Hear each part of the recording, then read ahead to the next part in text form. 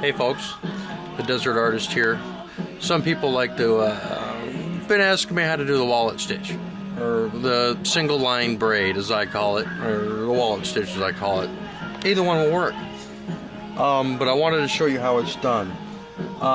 First off, when you have your line, I'm doing this brigandine for my friend Brian here, and I'm doing some real decorative stuff on the seam here. Now, what I've done is you start on the second line here, like you can see I've done rolled through. Now as I come up here, I go through this one and through the top one.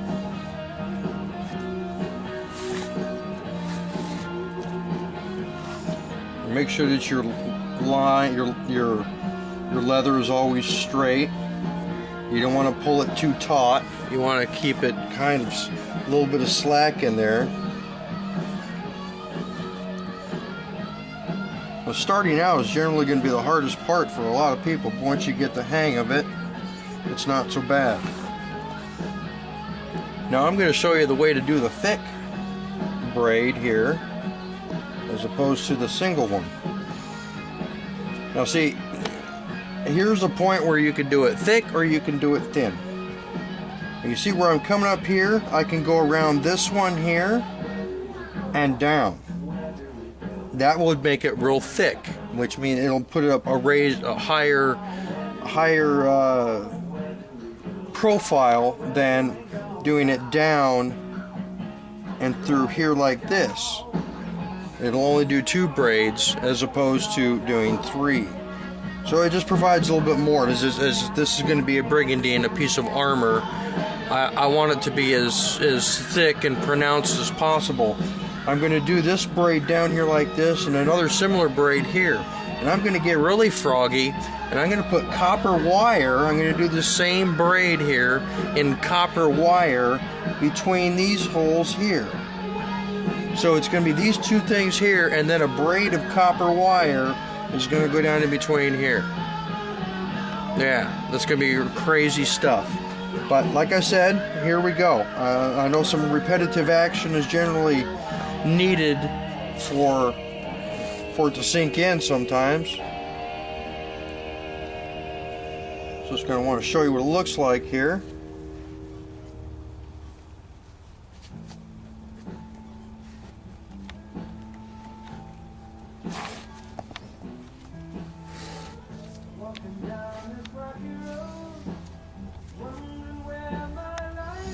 Remember, we're going up 2 notches here and then back down.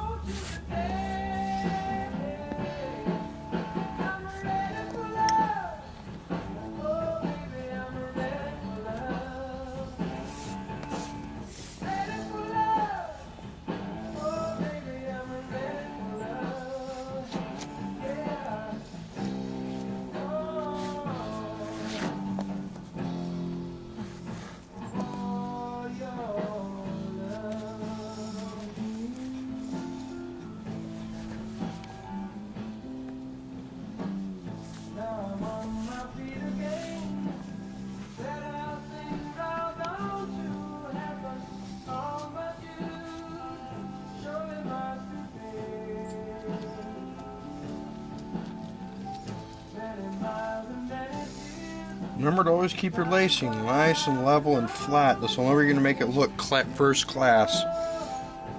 And if you're doing something that takes this much time and tenacity and effort, you want it to be first class.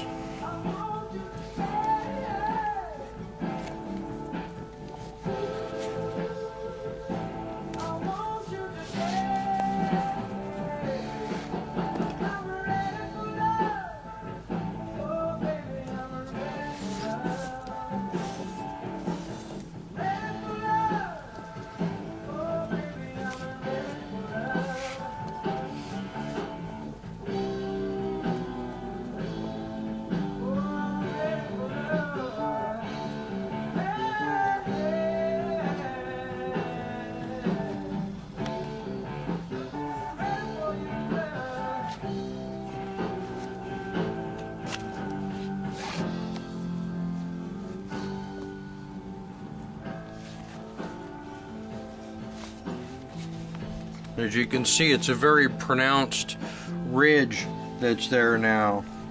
And as it continues down, it'll be nice and solid. It'll almost be like a nice rope. It'll be hard and gnarly, yet it'll be flexible where you can turn with it, not a problem. It's a very simple braid. It's just a matter of once you figure it out, it's just like riding a bike. It never goes away. Remember, if I wanted to get thinner, I can still go thinner from where I'm at now. I don't have to continue my braid going up here on the third row, past the third line. I can go up through the second one here and make it thinner if I want to. If I go through this second one here, or I can continue on through this third one, make it gnarly, more burly. And if you want to go even bigger, I can continue to come up over here and go another step up where we're doing 5 layers of leather. I mean, it would be really gnarly, like a rope tied to it. But I don't want to do that. I want to stick with this one here. I don't want to get too froggy on it.